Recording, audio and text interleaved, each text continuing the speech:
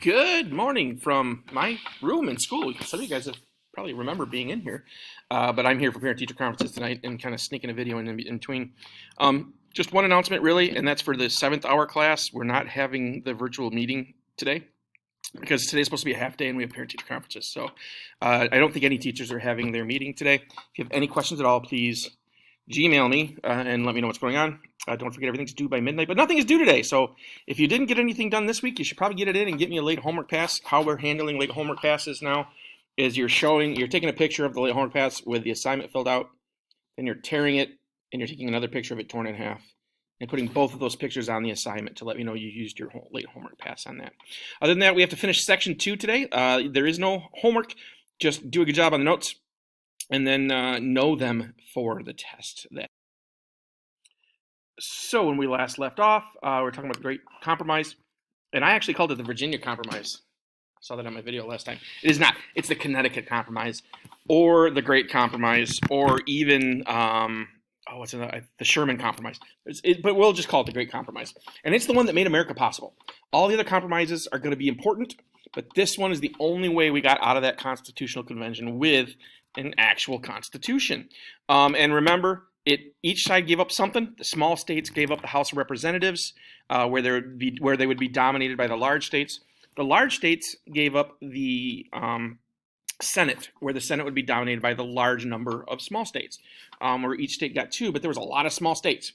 And the large states got 2 representatives, and then Rhode Island and the 15 other small states after 100 years got 2 votes.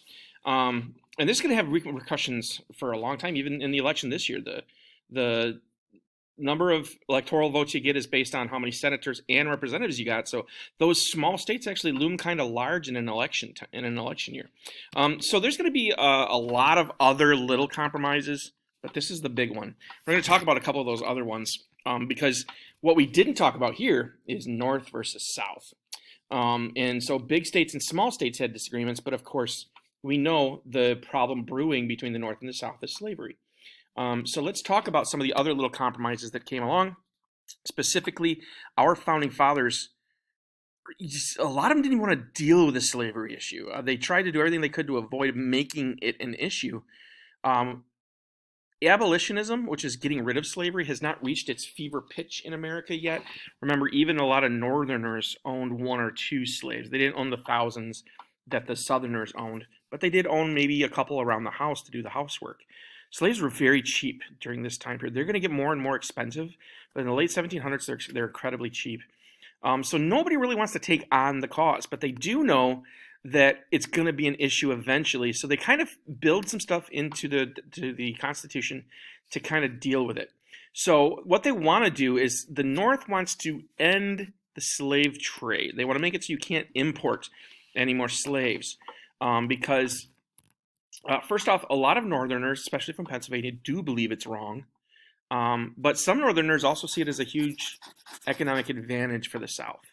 The South has free labor, and they don't want to see the South start to dominate the economy in America. So this is not about big and small states. This is between North and South.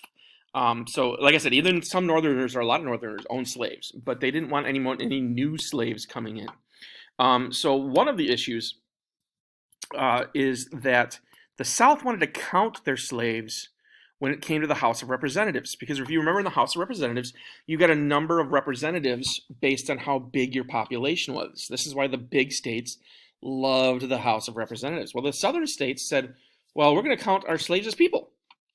And this is highly hypocritical because the southern states legally had been saying that slaves were property for a really long time.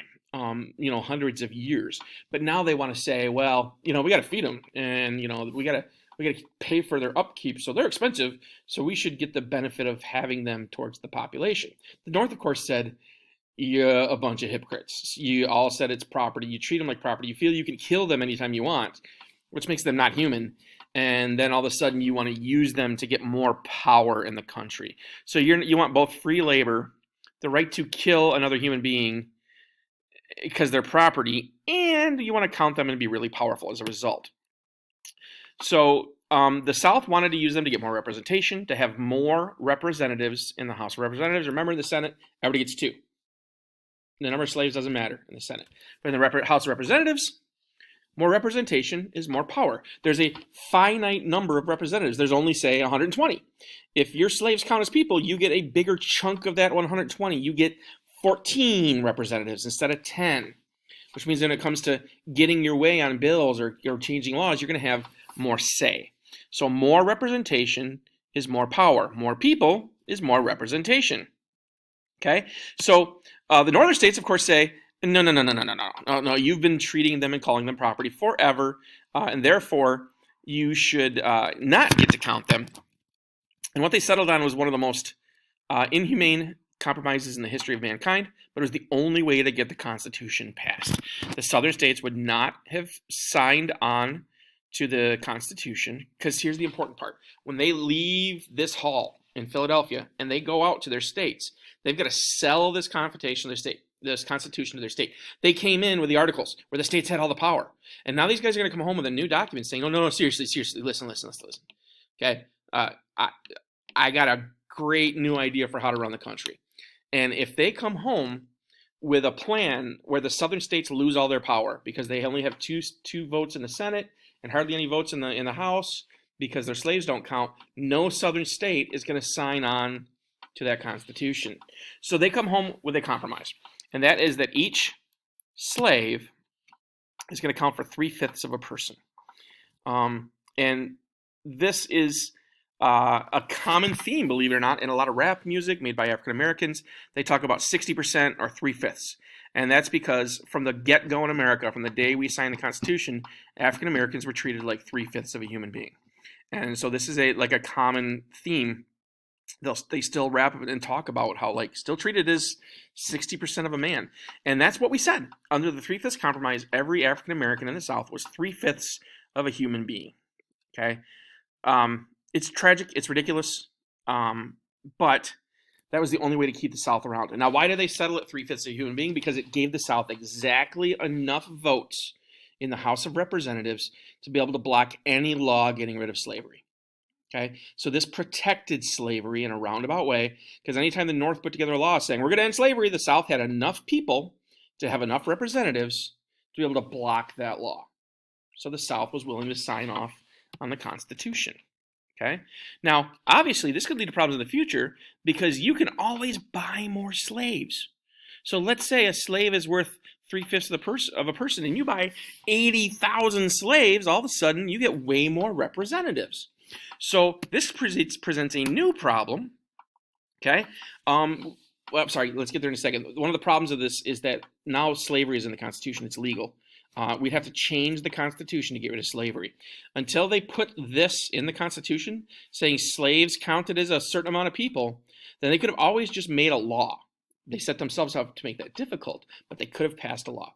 As soon as they put this in the Constitution, they have to pass an amendment to get rid of it. And we're going to talk a little bit later in the chapter and in future chapters about how hard it is to pass an amendment. It's really hard.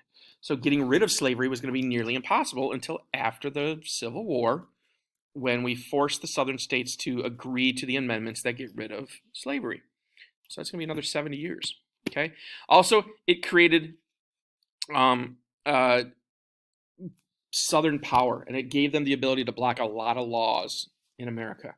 Again, a necessary evil, because the South would not have joined the new Union, would have not have joined the new country created by the Constitution if we had not counted the slaves as 3/5 of a person and give them the ability to have enough representatives to fight against laws that got rid of slavery.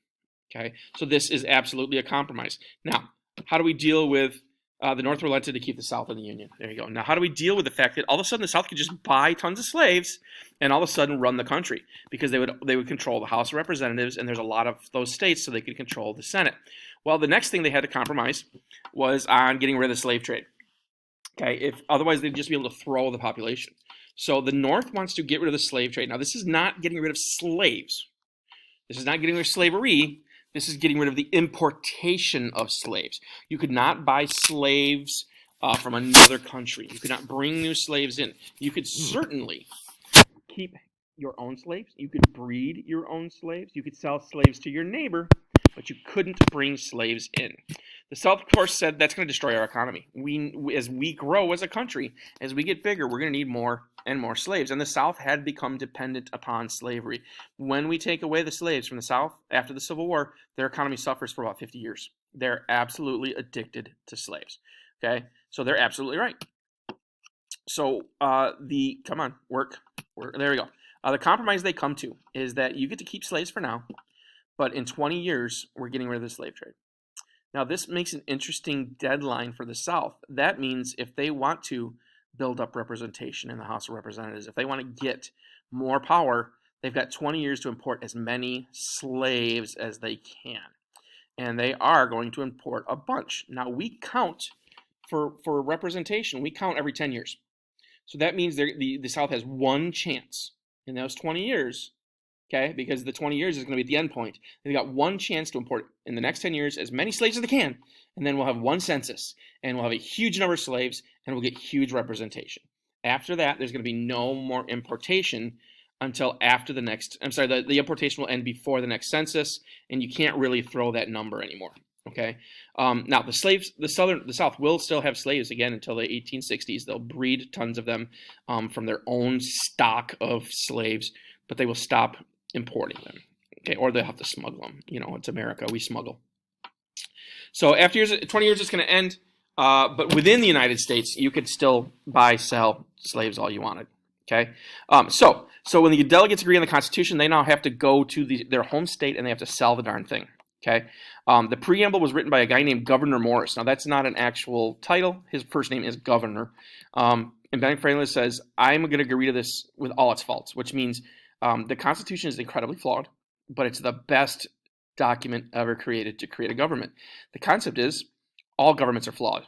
The concept of giving people power over you is flawed. There's no good way to do it. But the American Constitution and the government it created is just about the best version the world has ever made. Okay, so we end up with this beautiful document, and one of the keys of the document is we can change it with the amendments, we can make it grow, we can shrink it. If something doesn't work, we can get rid of it, okay?